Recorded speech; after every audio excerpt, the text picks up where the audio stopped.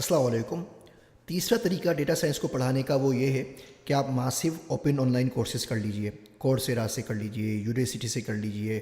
बहुत सारे हमारे पास ये कोर्सेज़ पड़े हुए हैं जहाँ से आप कोर्सेज़ कर सकते हैं। उन कोर्सेज़ का प्रॉब्लम ये है कि वाकई वहाँ पे जो पढ़ाया जा रहा होता है वो कोई एकेडमिशियन पढ़ा रहा होता है। ज़्यादातर इंडस्ट्री से बहुत कम बंदे होते हैं, तो उनका फोकस बड़ा एकेडमिक किस्म का होता है। वही स्टेटिस्टिक्स है, वही मैथ है, वही कैलकुलस है, वही अलजबरा है, और आप डेटा साइंटिस्ट नहीं बन पाते। बहुत सारी असाइनमेंट्स होती हैं जिनका रियल लाइफ से ज़्यादातर कोई ताल्लुक़ होता नहीं है। आखिर में आपको आपके झूठे एतमाद के लिए एक बेज या सर्टिफिकेट दे दिया जाता है और उसके बाद आप इंडस्ट्री में कुछ कर नहीं सकते।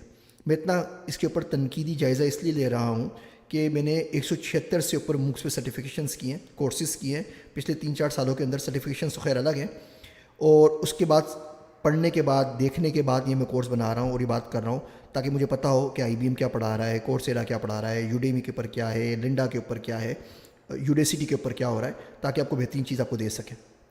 इससे अगला तरीका होता है जो मुझे काफ़ी पसंद है, वो है ऑन जॉब ट्रेनिंग।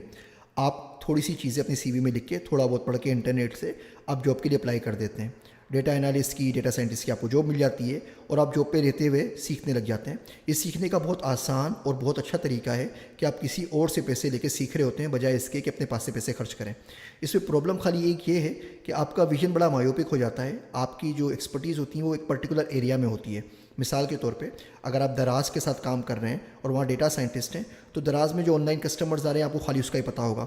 अगर फिनटेक पे काम करना पड़ जाए, टेक्सटाइल पे काम करना पड़ जाए, ऑयल एंड गैस पे काम करना पड़ जाए, अब आपके हाथ पाँव फूल जाएंगे, बिकॉज उस किस्म का प्रॉब्लम आपने देखा नहीं। तो इन तमाम चारों तरीक़ों से लोग डेटा साइंटिस्ट बन रहे हैं, बनते हैं, और सबका अलग तरीक़ा कार है। किसी के लिए कोई बेहतर, किसी के लिए कोई बेहतर। जिस तरह डॉक्टर किसी को दवाइयाँ लिख के देता है, मेरे हिसाब से इनमें से कोई भी तरीका बहुत अच्छा और सही नहीं है। तो अब इन चारों को मिक्स करके मैंने एक नया तरीका बनाया है जिसको मैं बोलता हूँ मेरा तरीका डेटा साइंसेस सीखने का। उसमें हम बात करेंगे स्टोरी टेलिंग से। मैं आपको हर लेक्चर के अंदर कोई ना कोई कहानी सुनाया करूँगा। हम कोई ना कोई प्रॉब्लम सॉल्व करेंगे जो कि एक लाइव प्रोजेक्ट होगा।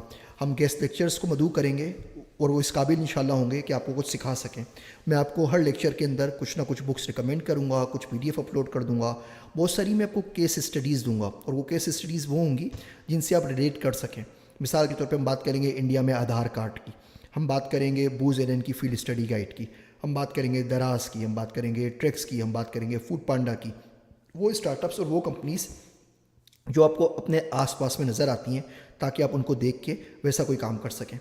उसी से मुताल्लिक आपको असाइनमेंट्स दी जाएंगी, ताकि अगर वो असाइनमेंट सही तरीके से कर लें तो उन असाइनमेंट की मदद से आप अपनी कोई डेटा प्रोडक्ट बनाने के और लॉन्च करने के काबिल हों, ताकि जब इस कोर्स को ख़त्म करें, पढ़ के आप निकलें, तो आपके पास 4, 5, 6 आइडियाज़ तो कम से कम ऐसे हों कि आप उनको कन्वर्ट करके स्टार्टअप्स लॉन्च करके स्टार्टअप में पैसे कमा सकें। इस तरीके से जब आप डेटा साइंसेस सीखेंगे तो उसका फ़ायदा ये होगा कि आपको पता भी नहीं लगेगा कि डेटा साइंसेस आपने कब सीखी और आप डेटा साइंटिस्ट बन चुके होंगे। और इसका अंदाज़ा आपको सिर्फ उस वक्त होगा जब किसी और शख्स में, जो सो कॉल्ड अपने आप को डेटा साइंटिस्ट कहता है, किसी ऐसी कंपनी में आप जाते हैं जिनके पास डेटा साइंटिस्ट की पूरी फोर्स है, जब आप उनसे बात करेंगे तो उनको इस बात का अंदाज़ा 15 मिनट में हो जाएगा कि आपको क्या आता है, उन्हें क्या आता है, आप क्या कर सकते हैं, वो क्या कर सकते हैं और क्या नहीं कर सकते।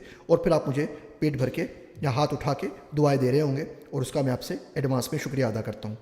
अगले लेक्चर के अंदर हम बात करेंगे कि इस कोर्स को सही तरह समझने के लिए क्या प्रीरेक्स हैं, क्या प्रीरेक्स आपको कर लेनी चाहिए। अगर आपने नहीं किया तो यहाँ पर रुक जाइए, पहले जाके वो प्रीरेक्स करें, फिर कोर्स में वापस आइए ताकि इसका आप भरपूर तरीके से फ़ायदा उठा सकें। अगले लेक्चर में बात करते हैं प्रीरेक्स के ऊपर।